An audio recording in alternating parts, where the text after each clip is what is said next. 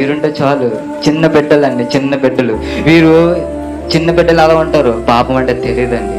అలాంటప్పుడు చిన్న పిల్లలు మనం ఎంతలా ముద్దుగా ఎత్తుకుని వాళ్ళు ఉంటే చాలు, నువ్వు ఇక అన్నం కూడా తినకపోతే చిన్నపిల్లలు ఉంటే. అలాగా దేవుడైన యెహోవా పెద్ద ఆయన ఆదాము ద్వారా, అవ్వ ద్వారా చాలా ఆనందపడుతున్నాడు. చిన్న పిల్లలు వీరి ద్వారా నేను ఆనందంగా ఉన్నాను అని రాజ్యంలో, ఆయన ఉన్న రాజ్యంలో గొప్ప దేవదూతల దగ్గర ఆయన సాక్ష్యం ఇస్తున్నాడు. నేను ఎక్కువగా గడిపేది ఏదైనా తోటలో వీరితోనే గడుపుతున్నానని గొప్ప సాక్ష్యం ఇస్తున్నప్పుడు దేవుడు ఆదాము ద్వారా, అవ్వ ద్వారా ఆనందంగా ఉన్నాడు, సంతోషంగా ఉన్నాడు. ఆయన ముఖం వెలిగిపోతా ఉంది. దేవుడి ముఖం ఎవరి ద్వారా? ఆయన స్వరూపం ఉందన్న బిడ్డల ద్వారా.